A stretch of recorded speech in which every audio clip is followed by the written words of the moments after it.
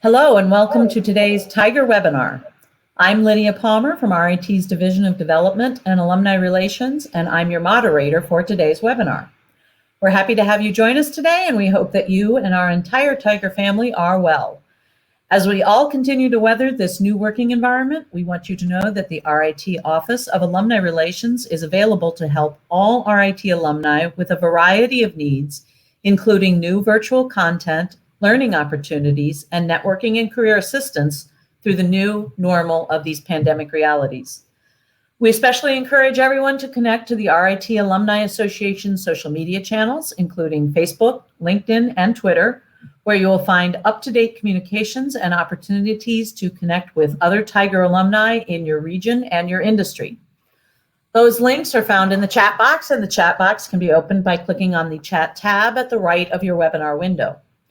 Many in our RIT family have asked how they can help our students in the university as we respond to the pandemic, and we are incredibly grateful for those offers. There are two ways that our alumni can help. First, new graduates and current students are seeking positions for full-time careers and co-ops. Many of these positions have been delayed or canceled entirely. If your company is hiring or would consider adding a co-op post, please contact Chris Steeler in RIT's Career Services Office and allow her to post that position in our systems. In addition, there is now an unprecedented need for financial aid scholarships for current and incoming Tiger students. If you are able, please make a gift at the link in the chat box, and we thank you all very much. We want to invite all RIT alumni to attend a special town hall discussion next week, June 24th at 2 p.m. Eastern, with President Dave Munson and Dr. Keith Jenkins from the Division of Diversity and Inclusion. Drs. Munson and Jenkins will be discussing RIT's response to the COVID-19 crisis and the current climate of protest over racism. They will share the administration's vision for RIT and preparations for our students' return to campus in the fall. Registration is required, and the link can be found in the chat box. We want to ensure that everyone is ready and familiar with the presentation tools. If you are joining from a remote location and are currently signed into your company's VPN, we encourage you to close that channel during the webinar to increase the quality of the transmission. The webinar platform is secure without VPN. All attendees have joined in mute mode. However, your questions can be entered in the chat box at any time throughout the discussion. We'll make every effort to address all your comments and questions throughout the webinar. You are joining this event using broadcast audio. If you wish to dial in by phone, dial-in information is provided in the chat box. Live captioning is also being provided, and you can find the link to access that in the chat box as well. This webinar will be recorded and made available, complete with captions, in approximately 1 week following today's event. All participants will receive an email with the link to the recording. If you have any technical questions, please feel free to type those into the chat box as well, and we will do our best to get you the appropriate answers. And now on to today's webinar, Effective Communication in the New COVID-19 World. We are pleased to welcome 2003 RIT alumnus Rashad Bayramov, who holds, I think I pronounced that wrong, Rashad, who holds an MS in Communication and Media Technologies from the College of Liberal Arts. Rashad is an international business trainer and coach who has delivered his training programs and personal coaching sessions on effective communications in Azerbaijan, Turkey, Bulgaria, Kazakhstan, Georgia, Qatar, Jordan, India, Vietnam, and Sri Lanka. He is the author of Trust Your Words, 10 Ways to Conquer Your Audience, the first book on the topic of public speaking published in his home country of Azerbaijan. Rashad serves as the Modernization and Transformation Manager for BP in Azerbaijan, Georgia, and Turkey, helping teams embrace the concepts of agility and adaptive leadership. Rashad, we thank you so much for joining us from across the globe today, and our audience is all yours. You're welcome. Thank you very much, Lydia. Just to double check, can you hear me well? Yes, I think we can hear you. Very good, very good. Thank you so much. And it's such a great pleasure for me to be back, albeit virtually, to my RIT University, a place I actually left, it's hard to believe, back in 2003. I always meant to come back and visit, and I really hope that one day I will be physically visiting the campus and taking a look at the places I lived, everything. It's really such a great time that I still remember very fondly. And of course, it is so unfortunate that today in this particular call, we're talking about effective communication in the COVID-19 world, and our lives, of course, as well as our communication patterns, have changed dramatically. And my last trip actually was to Jordan, and it was early March 2020. And I cannot believe that ever since I was basically locked down in my apartment along with my family, with my 2 kids. And of course, we still go out from time to time, but I wasn't in my office at BP. And there's a lot of places that are still locked down. And it's just hard to believe how many things have changed so dramatically very recently. Now, I'm sure that the situation is kind of similar across the globe, and maybe similar in locations where people who have joined this call currently reside or work. So I hope, first of all, that of course this whole mayhem will end soon and we'll be back to whatever the new normal is going to be. And I wanted to talk today to this great audience about, in fact, the changes that have happened in the way we communicate, and how can we cope with those changes? What do we need to do to adjust to them? And if there's really anything to do about it beyond just accepting the reality and kind of going along with it.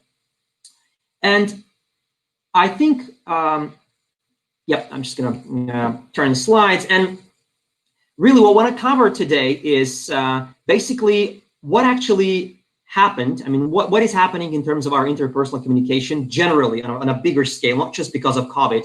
I want to also talk about the specific COVID-19 impact on our communication protocols. I want to talk about what, in my view, is the new business communication etiquette that is being created as we speak. And finally, I want to give us some specific advice on, from my experience of now working with some different companies and customers across the world, specifically on COVID-19 issues, what can be done, or what are some of the examples of best practice of communication in this very stressful times. Now, of course, I invite everybody on the call not to wait until the end of the presentation and to post their questions in the chat box, which Lydia has kindly agreed to remind me about, or to alert me if I sort of if I lose track of them. But of course, although this is not a true sort of big room communication where we can see each other and communicate and view our body language and look at the tone of the voice and everything, still I encourage, let's try to make this as two-way, as interactive as possible. And I promise to be both entertaining and informative. But I do definitely want this to be something that you can take away to your workplace, to your families, to your homes, to your communities, and think about how it's actually relevant to you.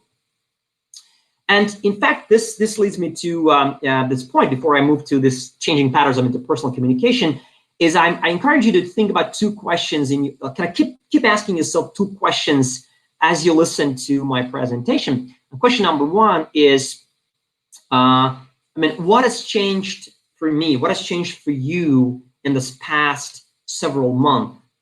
Because I appreciate that although the situation, the pandemic is a global event, still there are certain peculiarities which differ from one country to another, from one location to another, from one state to another. So I encourage you to think about, well, what has really changed for me, for my company, for my community, for my family? And the second is this advice or this piece of information that I'm sharing with you, is this really relevant?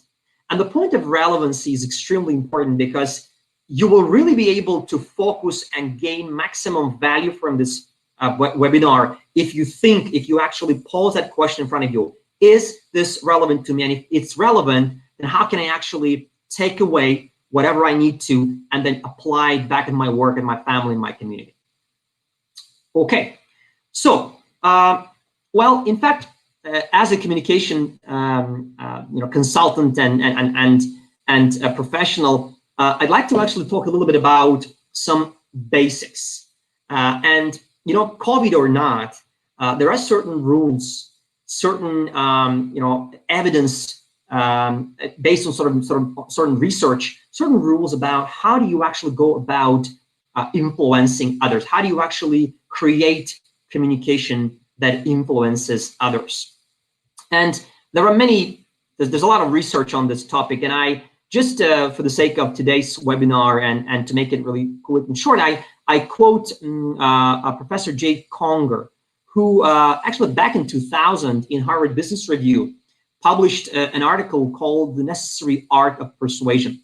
And you can see on the screen what Professor Conger called the 4 elements of persuasion. In other words, what do we need to do to be persuasive in our communication? How can we actually reach out to the other person and make him or her accept our position, change his or her mind, do something in response to our communication?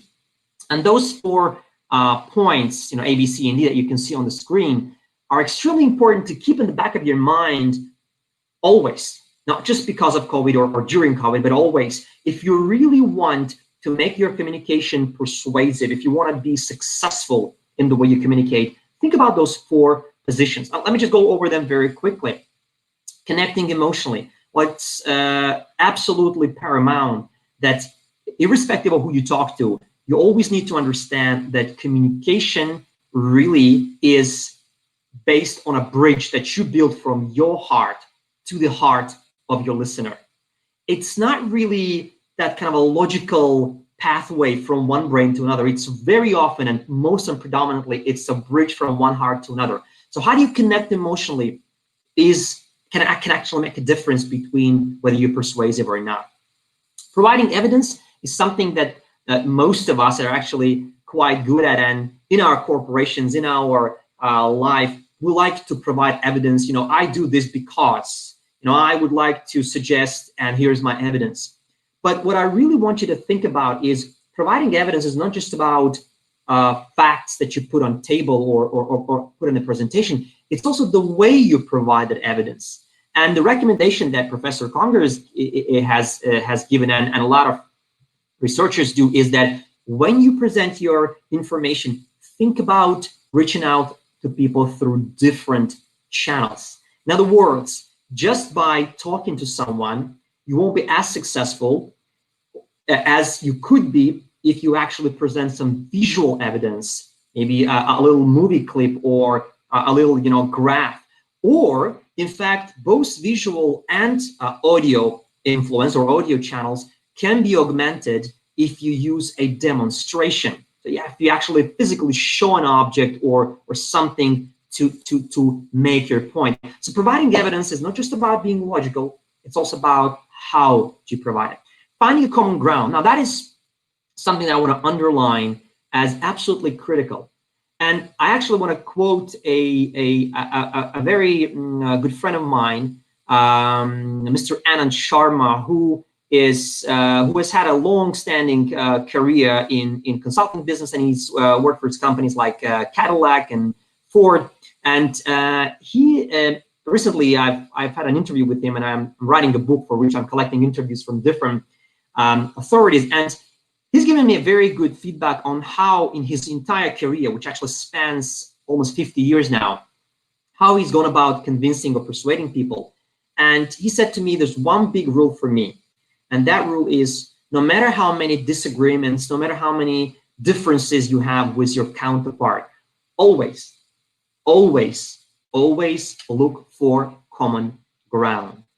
Look for that little piece of evidence, a little island onto which you can basically say, we both agree on that little thing. And if you find a common ground, you will be so much more successful in establishing your credibility and actually building a relation and convincing ultimately your counterpart. The final one on establishing credibility, it goes without saying that you're only as good as sort of the trust that you could have built with people. And credibility is also not a very easy concept. It really is about two things.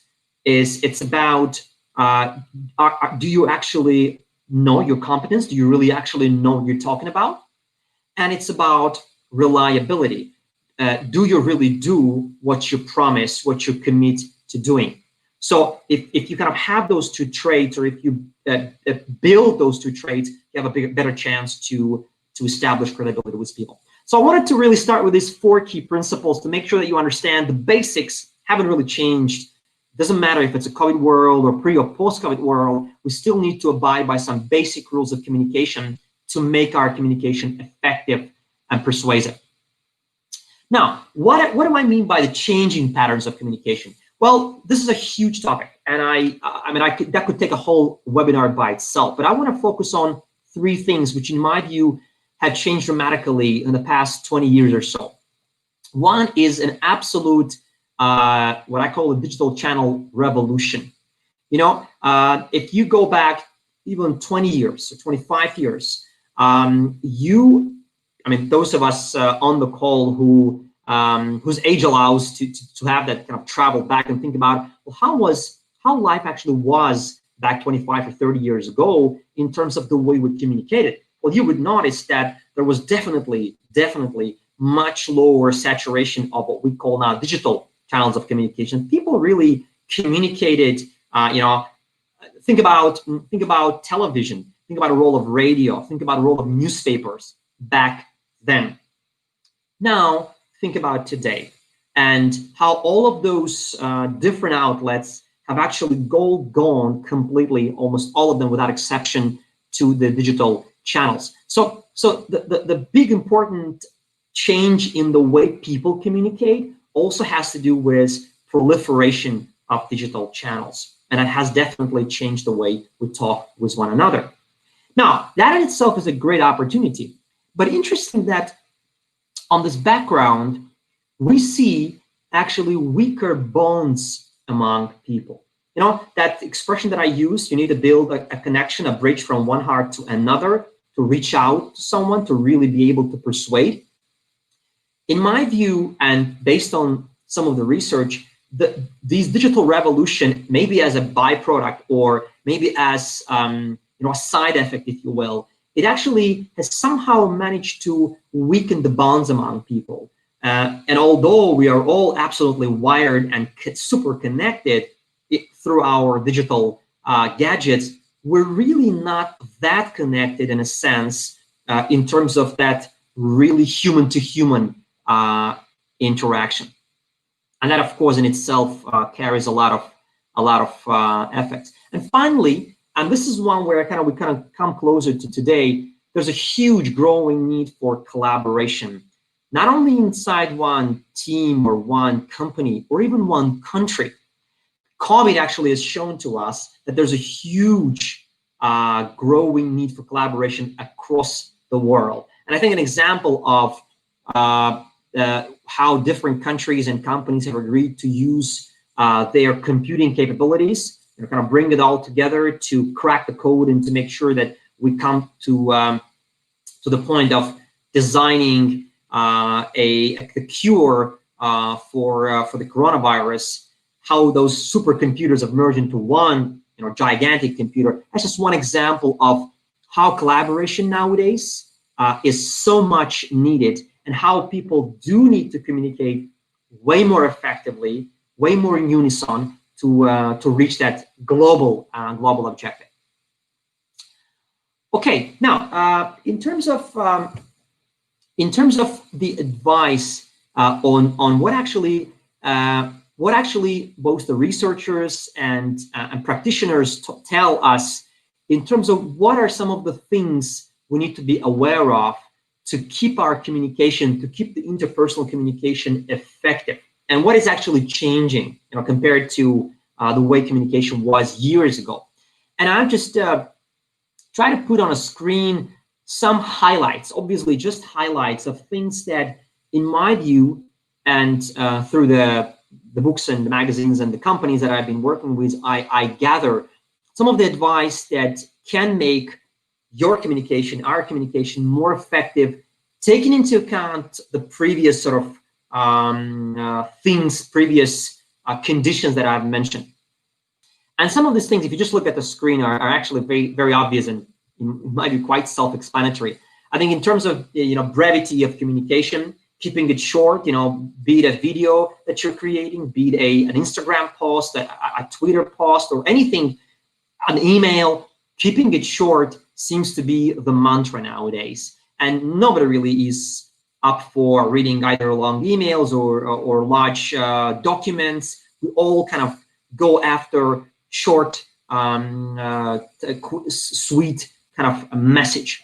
And the reason is very obvious, because the most precious thing in the world today is actually attention. It's something that we don't really have, and we can't really get very easily with our counterparts. So keeping it short is really our way of managing that attention deficit. In terms of picking the right platform and going for a visual medium, now I don't know whether this is an issue for people on the call, but as I've been working with a lot of customers across the world, I do find that some geographies still have a certain amount of either privacy issue or difficulty in terms of joining a visual medium, having a video call. And that's a whole topic in itself. But my quick kind of sweet advice probably is going to be, there is no escape from it right now, as visual medium is the absolute necessity nowadays. And just imagine even this little webinar without any pictures, any slides, or any video content. It will certainly feel more stale, more boring, and less engaging, and that's obvious. So visual medium is something that we all need to absolutely embrace if we haven't done that already. Now, the last couple of points I want to also say a few words on the being transparent part. And it's interesting that crisis, whenever crisis emerges anywhere in the world, the one thing that that communicators all across the world understand very quickly is that there's a huge need for transparency in communication. In other words, you need to kind of cut all the fluff, and kind of cut to the chase and be very honest and straightforward with your audiences, especially when we talk about corporate audiences and when we talk about leaders engaging with their corporate audiences. And I think an example that I can give was a recent call that I was part of when in one large company that I work with, when the company, the head of the CEO of the company was doing a large cross kind of country webcast, and he was talking about the obvious issue that was on people's mind, and he was talking about potential layoffs and redundancies. And it was interesting that a topic which is nobody would ever want, no leader would ever want to be in a position when he or she needs to talk about redundancies to their staff. But the way this person handled it, the way the CEO handled it, was very respectful, but also very honest. And I think I'll just give you a very quite quick snapshot of basically his words. And he said, it's a difficult time for everybody across the world. And it is also a difficult time for our company. And I know that no matter how much I'm going to talk about our will to go forward and sustain our production and everything, one subject will be in your mind, and that's the subject of, will I keep my job? Will I be made redundant? And I want to tackle this subject up front and immediately. And my honest answer to you is this, is that I cannot promise that everybody will be retaining their jobs. And the answer and the reason for that is very simple, because it is a commercial entity. And as a commercial entity, we abide by the rules of the market. But what I can promise to you is that in the upcoming 3 months, throughout this kind of the hot period of COVID, I do promise that there will be no redundancies and there will be no layoffs as long as we weather the storm. And that basically that was the kind of the core of the message. But the reason I kind of bring it into this call is the humility of the person to accept that he's not going to just, give false promises to people. And the importance of actually taking into account that people will still be thinking about the subject, no matter how much you try to go over it or try to hide it. And that transparency is extremely important in a time of crisis. And in terms of engaging your audience, it's going to be the same thing. Is, again, just an example of that webcast that I was referring to a few seconds ago. Instead of just creating a one-way street, okay, here's my message to you, that particular CEO was inviting people to post their questions, not only during the webcast, but before the webcast, so that he can actually answer them on the go. And that two-way communication, of course, made a big difference. Rashad, quick Yes. question for you. Yes. In the environment of digital communication, one of the advantages of it is, I would say, speed. But do you find that we are sacrificing accuracy and a sense of empathy, maybe even humanity, in the interest of information being shared so quickly? That's a great question. And I think, well, the answer is, unfortunately, yes, sometimes that does happen. I think you actually touched on a very good point, the word that you used, empathy. And that's something that I'm going to build on literally in just a slide from now. But I want us to just remember one thing. People all across the world, in your companies, in your communities, in your family, in your job, in your workplaces, will remember the way you have handled this crisis. If you're a leader, if you're a community leader, if you're a team leader, if you're a family leader, they will remember the way you have handled this crisis. They will remember the way you have been treating people in this time of crisis. So empathy is absolute paramount. I would say to me, it's a rule number one. I'm going to come to it in a few seconds in terms of how you communicate with people in this time. As for your question in terms of whether we sacrifice sort of that empathy, that connection for the sake of quick, sharp news, just reaching out to people faster than others, yes. Unfortunately, there is that kind of a war, I would say, in terms of who shares the information fast or who posts the information fast. But I do believe that if you look at it from a perspective of a corporate leader, and that's what I'm kind of getting at, if you look at it from a point of view of a community leader or a family leader, you do need to pause and think about the way you communicate and whether you actually do show enough empathy to the people who are around you. So let me just go quickly forward, because I think that question of empathy is something that I want to touch on. And again, in terms of the communication protocols under COVID. Now, again, on the screen, you just see a couple of things which I don't know if I'm going to actually ask you to those on the call, just to make sure I get a sense of how many of these issues or which of these issues have created a problem for you, being a psychological problem or a commercial problem, a communication problem, or anything. So again, those four items: social distancing, the rule for social distancing, how actually that has changed the way we communicate with people, literally just being apart from one another, even on the street or in the office. And I don't know whether in what the states that you are in or the countries you're in right now, what is that rule? But say in our country, in Azerbaijan, it's a 2-meter rule for social distancing. So you need to really keep a 2-meter distance with anybody, either at work or even in the street or in the market or anywhere. Now, being out of office, it's my 3rd month, more than 3 months that I've been out of office. The last time I was in my office at BP was in late March, I think. So quite a long time. And although I enjoy working from home, there's a huge psychological issue related to not being in the office, feeling that buzz, communicating with people, drinking coffee, having that little corridor conversations, water cooler conversations. So being out of office is a huge issue in itself.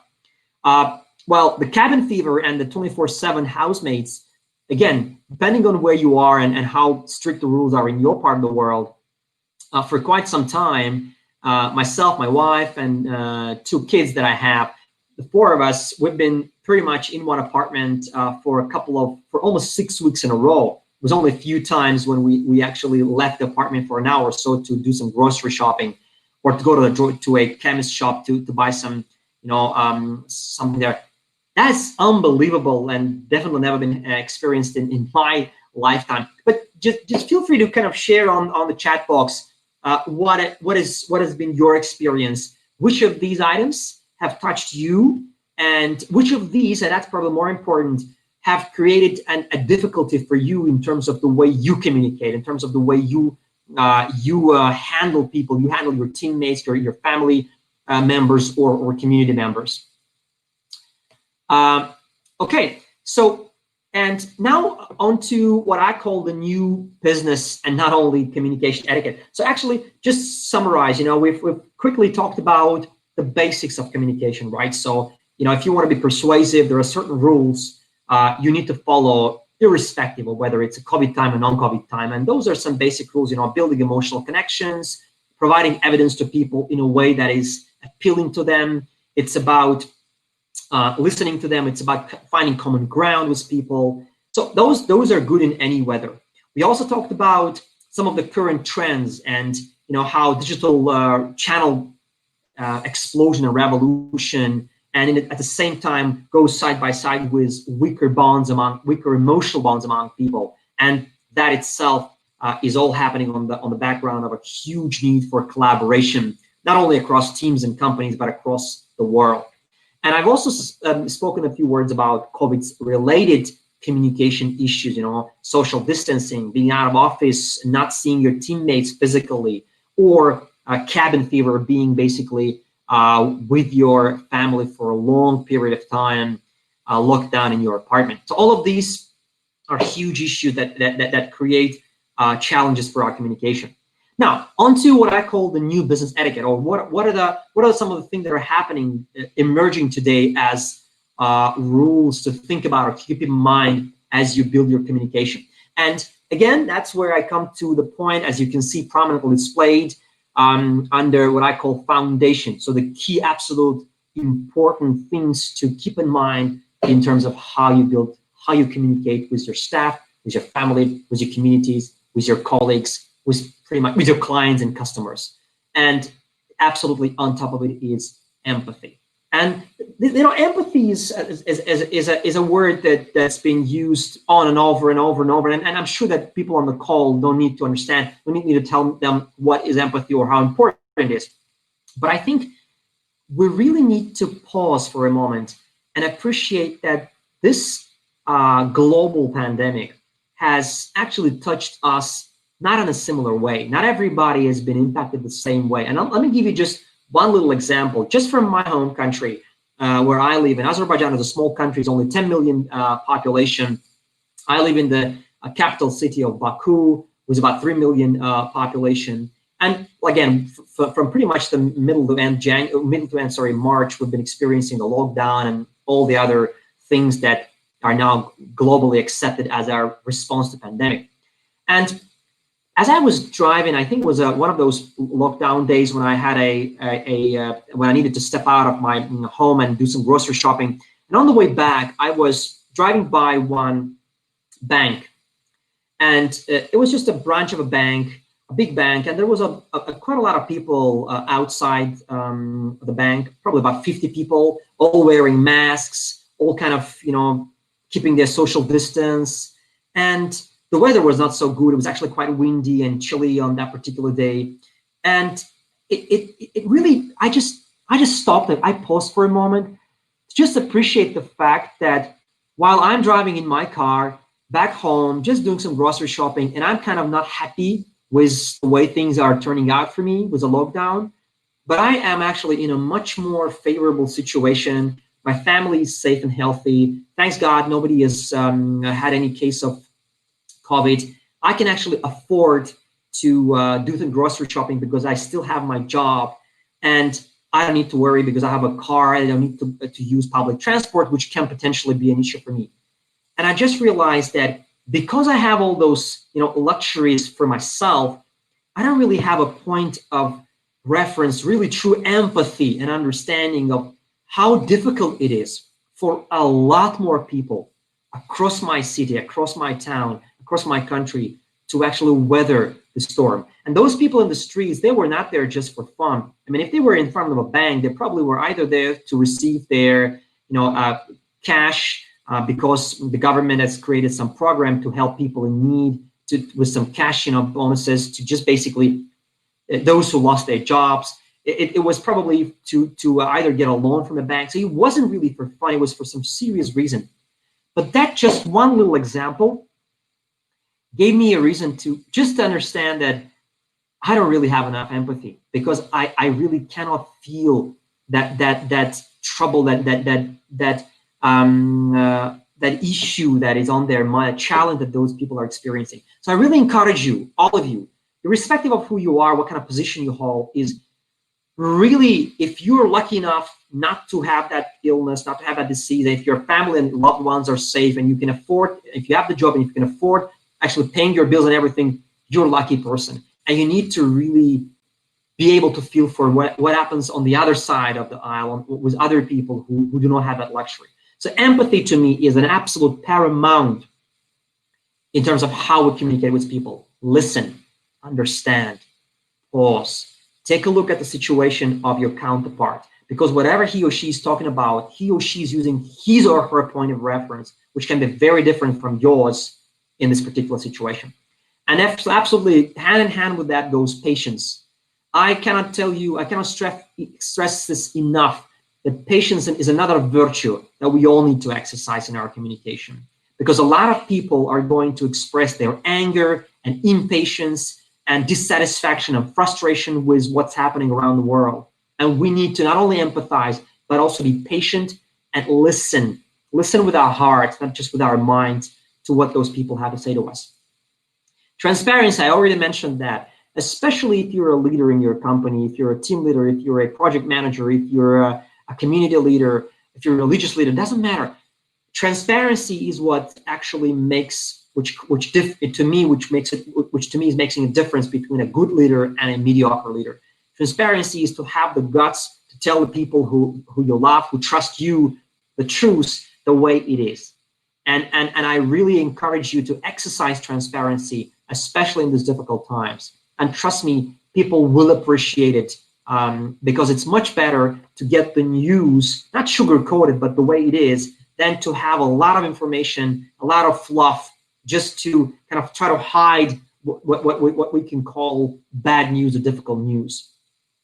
Clarity of communication. This is where it again goes in hand with transparency. Do you actually talk to people in their language? Do you really reach out and speak to people in a common way of understanding, not using some jargons and lingo, but actually being very, very, very clear, very honest, very straightforward with the people who you serve? And finally, proactivity. This is especially important for those of you who have customers and clients, and those of you who are entrepreneurs. A lot of times we as entrepreneurs, and I'm an entrepreneur myself, we kind of have difficulty ourselves. We experience a lot of trouble, which has been caused by COVID. But please don't forget about other people who maybe you're not aware of. Those of your clients or customers, they actually also experience similar, if not higher, bigger difficulties. And your proactivity is important in showing that you care, showing that you actually stand by your clients, by your customers, by your contractors, and ready to reach out, not necessarily financially, but even emotionally, to those who are in distress. Those to me are the foundational points. And what I'm going to encourage you to do, and again, if you have a chance to type your answer in the chat box, as you see this point, empathy, patience, transparency, clarity, and proactivity, the ways that in my view are going to be the foundations or the principles of effective communication during COVID, and as long as the crisis continues. Type in the chat box which one of these you think is hardest to attain, hardest to achieve, hardest to implement. Because I'm sure all of these make sense, but which of these do you think are most difficult to actually embrace and implement? Let me know what you think about it, and then I think that will also enable maybe some questions in the future. So just write down which of these 5 points: empathy, patience, transparency, clarity, and proactivity. Which of these you find most difficult to embrace as you communicate to people today? Yes, if anyone has some thoughts on which of these things you personally have experienced in the last few weeks or months that are particularly challenging for you, just go ahead and share your thoughts in that chat box. Rashad, I will start with one which is probably somewhere between patience and empathy, because I would say it's having to really consciously be aware that your individual priority is not the same as the people to whom you're speaking. And in the past, I think people have been able to just really push their priority through in the discussions. And I think, and tell me if you agree, there may be a need for you to show more of a sense of saying, you know, this is what I want, but let me take a step back and find out where you are. Leah, absolutely spot on. And I also see Carl Tucker wrote down empathy. Thank you, Carl, for sharing your thought. I absolutely agree with you that it is for quite a lot of people, especially those of us who work in a fast-paced environment, who kind of used to fight their position, who are used to just quickly doing stuff. Those people will find it very difficult to adjust to this new reality. But boy, is it important? It is absolutely paramount. And again, I don't want to repeat what I just said, but empathy, that's why it's on the top of my list. Empathy is, to me, the new normal, especially and at least within and the duration of this crisis, this pandemic, this global distress. Now, let's pray to God and let's hope that when this is all over, and whenever it's all over, we will be able to go back to what I would call the new normal. But right now, there's absolutely no way we can just go about our business pretending things have not changed when on the face of the earth, we see earth-shattering differences. So empathy is number 1.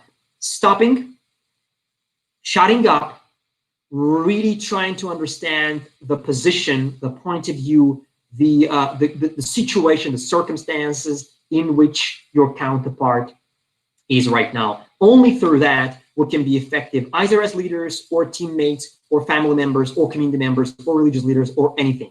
So empathy is absolutely paramount.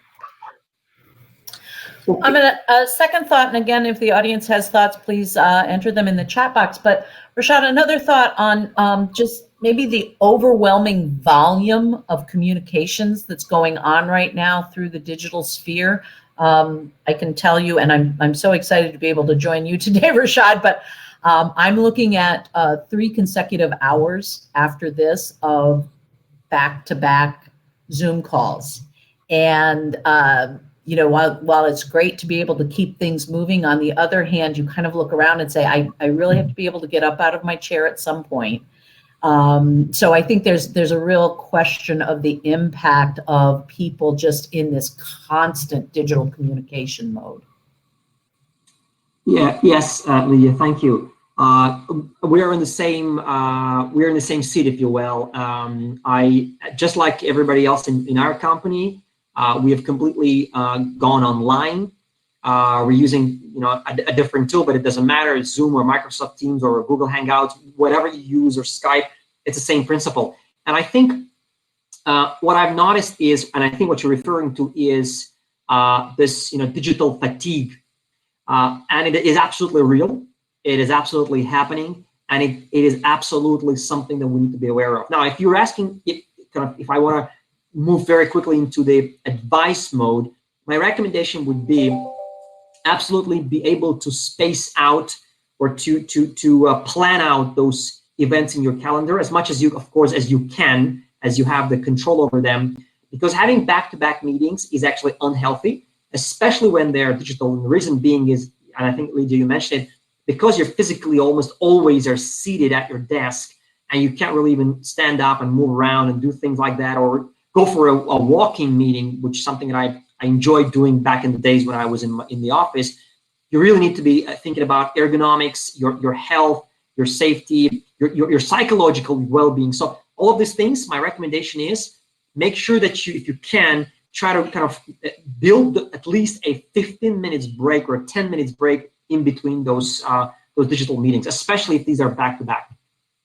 I think there's John. That's great. And then you see John's comment there. I think that's what you were going to say, right? Yeah, I was going to say, John's writing here, seek first to understand and then to be understood. Stephen Covey emphasized it. Absolutely. Thank you, John. And that is exactly, that's one of my favorite books by Stephen Covey. And yes, seek first to understand and then be understood. And it's exactly, I like the fact that John brought up Stephen Covey's point, which was, I mean, the book that was written decades back, and it is absolutely as vital and important today as it was 20 or 30 or 40 or 50 years ago. Simply nowadays, it becomes almost, indispensable. You cannot go about just doing your business and pretending it's not happening. You absolutely have to seek first to understand and be understood. Okay, I'm just conscious of time. I'm gonna quickly proceed with a couple more slides, and maybe there will be more questions that which we can address. So again, these will be probably just about a few examples, or not, just few pieces of advice that I hope the audience can take away that are based on my experience with working at BP or working with other companies that I've advised on how to handle this crisis. And the first one is actually for advice for leaders and on connecting to staff. And this is something that I'm sure that by now your teams and your companies have already embraced. Leadership webcasts, regular communication, online meetings. So let me just maybe very quickly say a few words about why it's important if you haven't done it already. I think the leadership webcast actually presents an opportunity that wasn't really used very much across the world. Again, I'm sure that depending on which country you represent, I mean, for those of you on the call, if you're from US or from another country, you may have a different view on this. But say the country I'm from, Azerbaijan, webcasts were not very popular among corporations. So nowadays it is a new normal. So through webcasts, which is a great thing, is you can actually reach an unbelievably huge audience. I mean, pretty much almost sky's the limit. And you can do international calls. You can accept questions online. There's so many good things about webcasts. And you can actually access, I mean, you as an employee, you can access the top of the house, your CEO, your chief executive, your chairman of the board through a webcast, irrespective of where you are. And there is no need for travel. There is no need for hotel room book and everything. So I think, and that's probably a very easy prediction, that leadership webcasts will remain with us for a long time, even if they seem to be something of a new sort of new trend. This trend will certainly continue. Definitely at BP, where I work, we seem to find them extremely useful and valuable, and probably something that we kind of missed and didn't use enough back in the day when life was normal.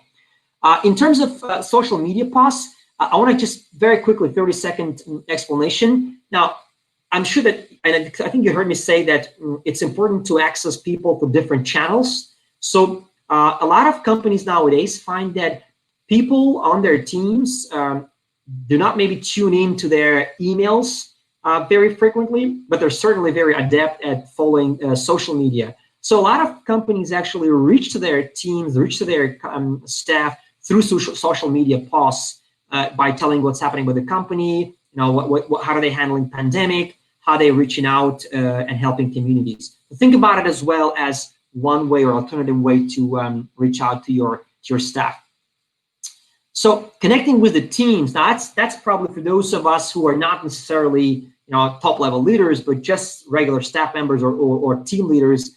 And this is where I personally found very useful to, before we went on this kind of a house home lockdown and quarantine, is to agree some team working agreements. And this is where it's so important to establish a routine. Very important, you know. It's so easy to fall into this trap of, well, I'm at home and life is kind of casual and easy, and lose that kind of a performance drive and lose that edge.